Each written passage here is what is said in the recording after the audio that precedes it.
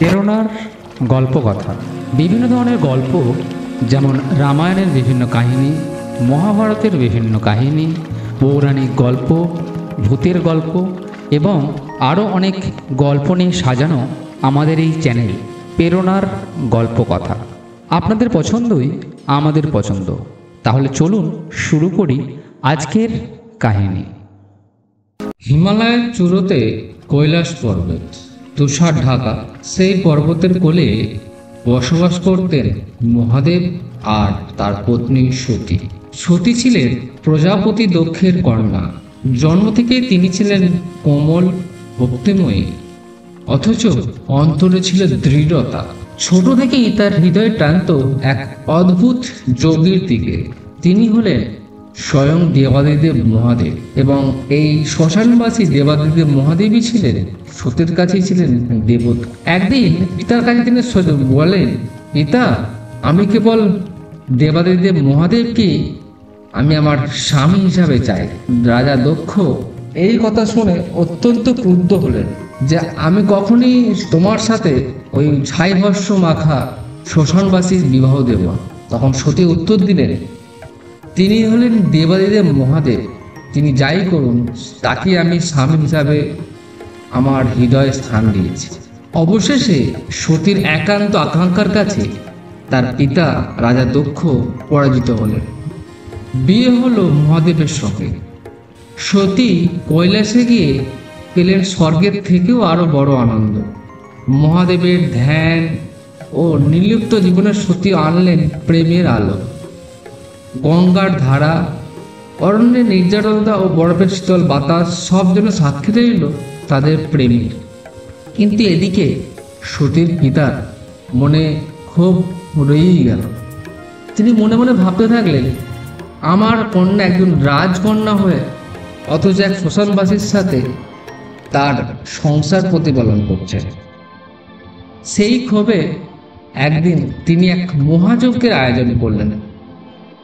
সেই যজ্ঞস্থানে দক্ষ অতিথিদের উদ্দেশ্যে বললেন, এই যজ্ঞে দেবলোকে যত মহান দেবতা সকলেই আসবেন, কিন্তু মহাদেব তাকে আমি ডাকবো না, তিনি দেব সমাজের উপযুক্ত নন।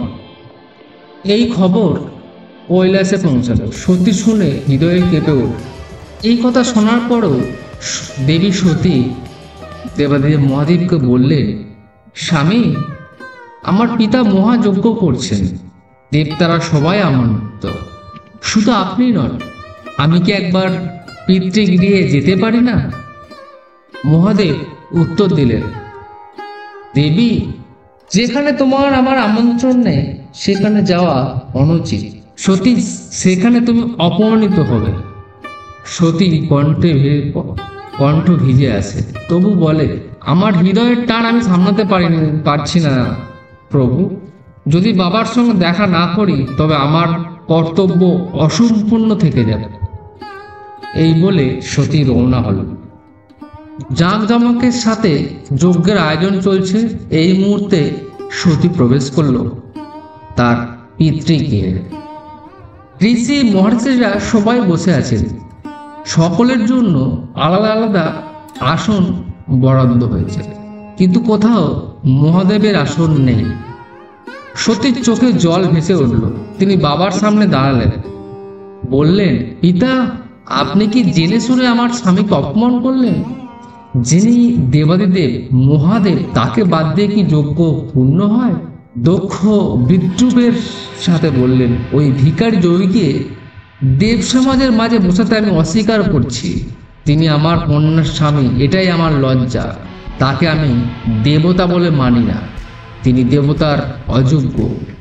এই কথা শুনে সতী খুব কষ্ট পেল এবং স্বামীর নিন্দা শুনতে শুনতে তার চোখে জলে ভেসে গেল। এরপর সতী বললেন, পিতা, যিনি বিশ্ব সংহারক, যিনি যোগেশ্বর, তাকে তুমি তুচ্ছ করলে। যে দেহে তার অপমান সহ্য করতে হয় সে দেহ আর আমার রাখার দরকার নেই। বলে তিনি অগ্নিকুণ্ডে ঝাঁপ দিলেন। চারিদিকে স্তব্ধ হয়ে গেল। দেবতারা আতঙ্কে একে অপরের দিকে তাকালেন।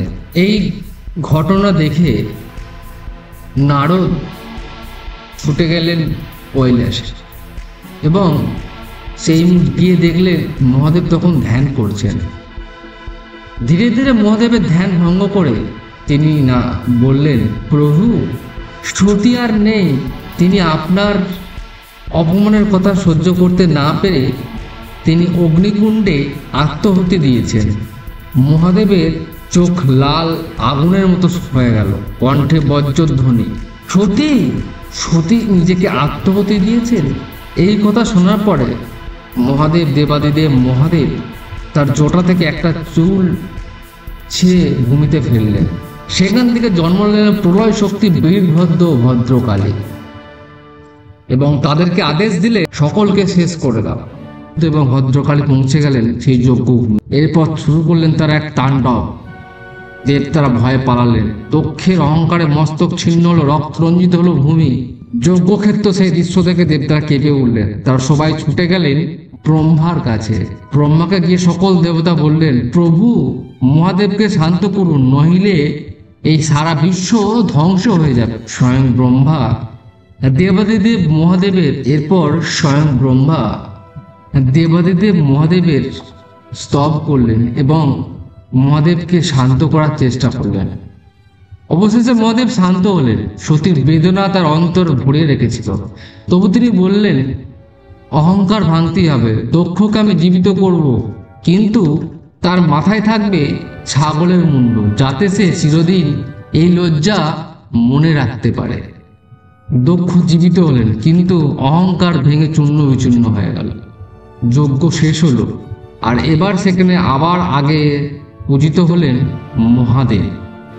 কিন্তু মহাদেব সতীর মৃত্যু ভুললেন না। তিনি সতীর দেহ কাঁধে তুলে সমগ্র বিশ্ব ঘুরে বেড়ালেন এবং নৃত্য করলেন, এক উগ্র নৃত্য।